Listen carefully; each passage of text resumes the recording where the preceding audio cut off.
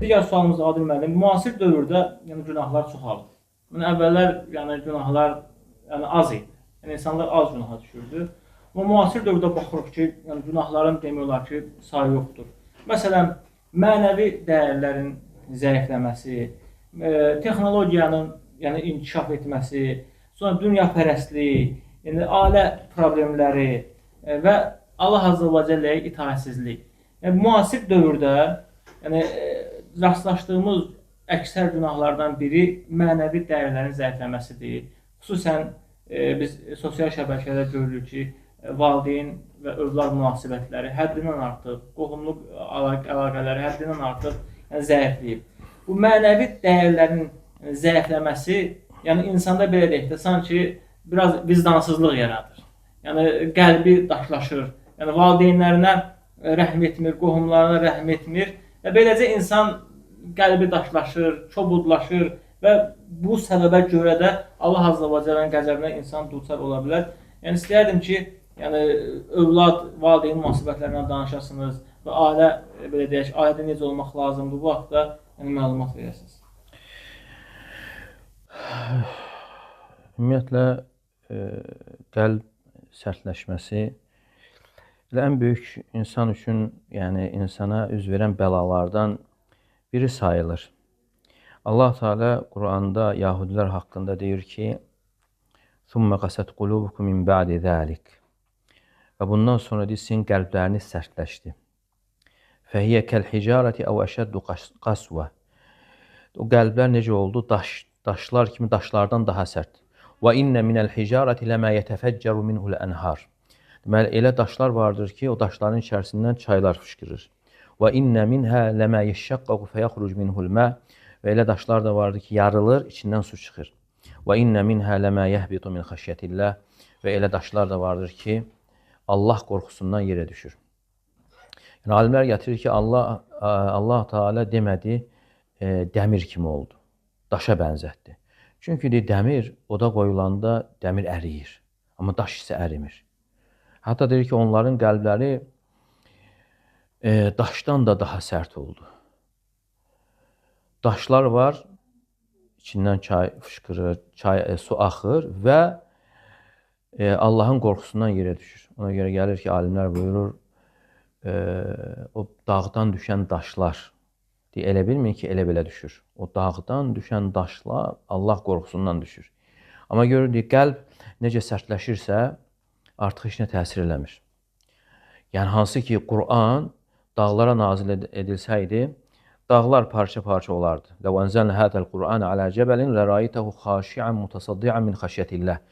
Əgər biz bu Qur'anı dağlara nazil etsəydik, Allah qorxusundan yarılar parça-parça olardı. Amma bu ət parçası isə təsirlənmir. Gör nə qədər sərtləşir ki, təsirlənmir. Ona görə onlar, Yahudilər, peyğəmbərləri öldürən kimsələrdir. Gör necə sərtləşib bu dövrümüzdə də, Qəzzada baş verən hadisələr. Görürsən, bu açıq aydın, onun təzahürüdür ki, qəlb o hala düşəndən sonra, uşaq, böyük, bilmədən insanları necə öldürürlər. Allah qorusun, müsəlmanlarda da bu günahlar səbəbi ilə qəlblərin sərtləşməsi hasil ola bilir.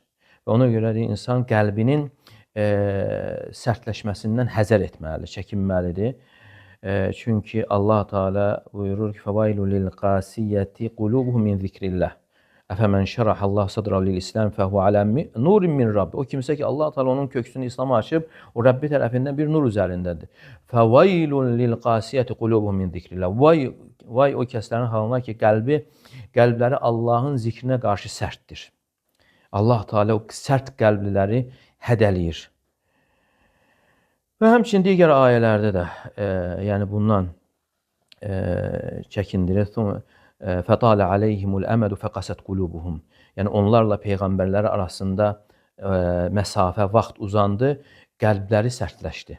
Deməli, nə vaxt ki, insan uzaq düşür, Peyğəmbər sallallahu aleyhi və səlləmin sünnəsindən, vəhiydən, ümumiyyətlə vəhiydən insan uzaq düşəndə istər-istəməz onun qəlbinin sərtləşməsinə səbəb olur. Və ona görə insanın davamlı Quran oxuması və xüsusən də Quranı tədəbbür edərək oxuması, düşünərək oxunması insanın qəlbinin yumuşalmasına səbəb olur.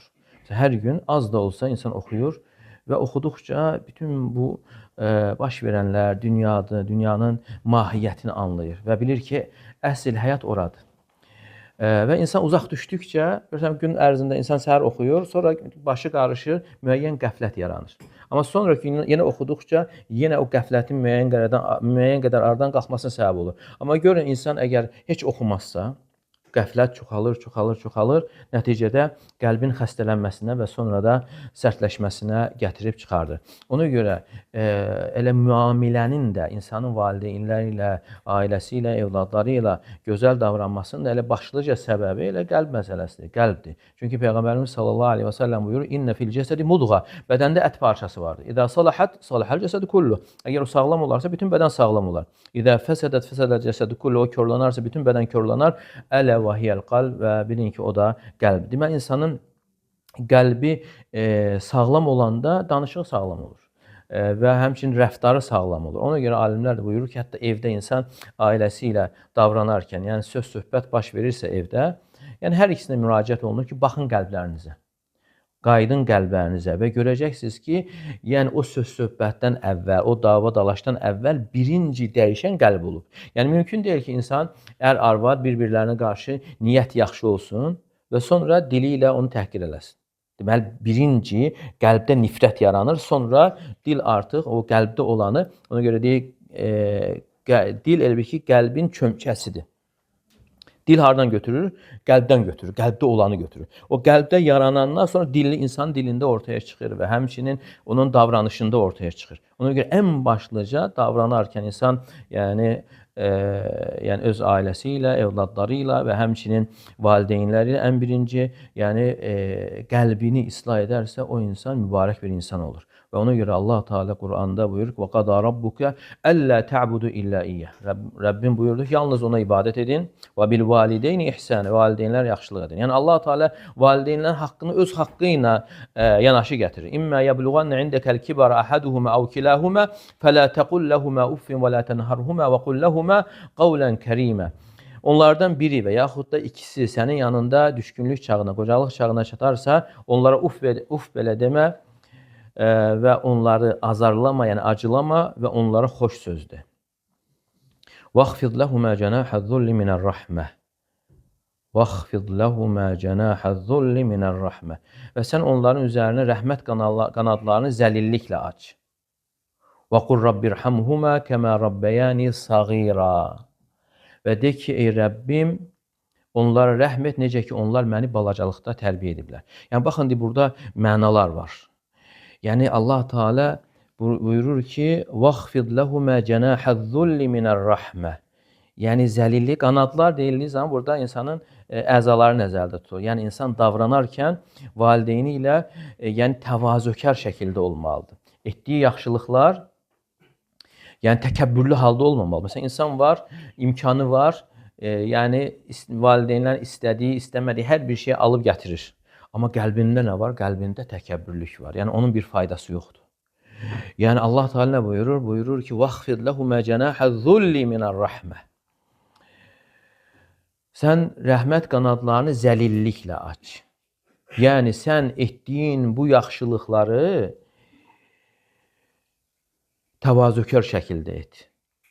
Yəni sən bu yaxşılığı etdiyin zaman, yəni düşünmə ki, böyük bir şey edirsən. Və bunu etdiyin zaman sən düşünməlisən ki, yəni insan qocalır, valideyn qocalır, sənə ehtiyacı olur. Sən düşünməlisən ki, sənin onlardan daha çox ehtiyacın var. Yəni Allahın rəhmətinə. Yəni özünü daha möhtac yəni hesab edərək sən bunu etməlisən. Yox, əgər insan qəlbində böyük bir şey etdiyini hesab edərək edərsə, ona heç bir faydası, heç bir savabı da yoxdur. Niyə görə sonraki ayədə Allah Teala buyurur? Rabbukum a'lamu bima fi nufusikum. Rəbbiniz sizin nəfsinizdə, yəni qəlbinizdə olan bilir. İn tekunu salihin fe innehu kana lil-awwabin ghafura. Əgər siz salih olsanız, Allah Teala özünə tərəf dönənləri, tövbə edənləri, yəni bağışlayandır. Deməli yenə burada hara qayıdır? Qəlbə qayıdır. Yəni ola bilər o yaxşılıq, davranış qəlbdən necə doğur. Deməli bu zəlillik həm Quranda gəlir və həmçinin sünnədə də gəlir. Necə ki Peyğəmbər sallallahu əleyhi və səlləm sahabəyə sual verir, anan varmı? Əhayyun validək, yəni valideynlərin sağdırmı? Deyir ki, fəlzəm ricleyhə, yəni xüsusən anası haqqında, yəni onun ayaqlarına sarıl, fə innəl cənnətə thəm, cənnət oradadır. Yəni sünnədə də o zəlillik gəlir. Yəni etdiyin bu yaxşılıqlar necə olmalıdır? İnsan müti olaraq, təvazökar olaraq olmalıdır. Yəni insan qəlbində o ehtiyacı duyaraq yəni etməlidir. Yəni necə ki məsələn digər yaxşılıqlarda bunu sələflər gətirirlər ki, insan bir kasıba yaxşılıq etdiyi zaman yəni elə düşünməlidir ki, onun sənin verdiyinə ehtiyacı olduğu kimi sən isə ondan da daha çox Allahın rəhmətinə möhtac olduğunu düşünməsən deyə o sədəqə də səndən qəbul olunmaz. Və xüsusən də insan valideynlərə olan yəni yaxşılığı. Və bu barədə çoxlu dəlillər də var. Eyni zamanda insan yəni ailəsinə olan, eyni zamanda burada yəni tövhid mövzusunda gəlir ki, əgər insanın qəlbində tövhid yerləşərsə, tövhidi insan gerçəkləşdirərsə, yəni alimlər buyurur ki, tövhidi gerçəkləşdirməyin əsas fəzilətlərindən biri də odur ki, tövhidi gerçəkləşdirən, la ilahə illallah, Muhammedun Rasulullah kəlməsini doğruldan insan gözəl sözə, gözəl danışığa və həmçinin gözəl davranışa müvəffəq olur. Deməli, tövhid deyildiyi zaman sadəcə müəyyən şərtlər, rükunlar sayılmır. Deməli, o insan qəlbində yaşaması deməkdir. Əgər bir insan valideynləri ilə yaxşı davranmırsa, deməli, bilmək lazımdır, onun tövhidində problem var. Əgər tövhidi gerçəkləşdirəndirsə, onun fəzilətlərindən odur ki, o insan gözəl danışığa və gözəl rəftara müvəffəq olur. Birincisi, insan Rəbbi ilə gözəl rəftara müvəffəq olur. Yəni, o insan, tövhidi gerçəkləşdirən insan Allaha olan ibadətini sevir, fərz namazları sevir, fərz orucları sevir, nafilə namazlar, nafilə oruclar, ümumiyyətlə, həm fərzləri, həmçinin nafilələri sevir. Hətta fərzlərdə yox, nafilələrdə belə müəyyən səhlənkarlıq yaranarsa, yəni hiss edir ki, bu qəlbdə olan problemlə irəli gəlir. Ona görə alimlər buyurur ki, insanın qəlbinə iki şey gəlir. Dünya məsələləri və bir də axirət məsələləri. Əgər nafilələrdə səhlənkarlıq yaranarsa, baxsın insan qəlbinə, görəcək ki, dünya məsələləri axirət məsələlərini üstələyib. Və həmçinin sonra nəfsi ilə davranışı düzəlir o insanın, tövhidi gerçəkləşdirən insanın, çünki insanın nəfsində nəvazi-i şər deyilir, şər istəklər var və bununla artıq nəfsinin islahına səbəb olur, o şər istəklərin azalmasına səbəb olur, tövhidi gerçəkləşdirməklə və üçüncüdə, yəni insanlarla olan davranışı elə ən birinci valideynlər, ailəsi, möminlər, digərləri. Niyə görə? Çünki bu insanda hidayət nemətinin, iman nemətinin qiymətini bilən, tövhidin qiymətini bilən insan bilir ki, onun düzgün olmayan davranışı, düzgün olmayan danışığı bunu yaralayır. Yəni, mümkün deyil ki, mən istədiyim kimi danışım, təhqir edim, qeybət edim və yaxud da məsxərəyə qoyum və imanda olduğu kimi qalsın. Ola bilməz. Deməli, bunlar bunu yaralayır. Və tövhid əhli üçün hidayət neməti, iman neməti hər şeydən qiymətli olduğuna görə onların nəfsinə toxunan şeylərdən keçirdilər ki, bu qalsın. Amma insan da var, maraqlandırmır. Ancaq nəfsini ayaqda saxlamaq üçün çalışır. Ona görə tövhid əhli, tövhidi gerçəkləşdirən insanlar, yəni başqası ilə davrandığı zaman gözlərinin qarşısında Allahı tutaraq davranırlar. Ki, yəni o qəlblərində olan bu nemət. Allah sevgisi, iman, hidayət, tövhid, ixlas, bunlar yaralanmasın. Bunlara xələl gəlməsin.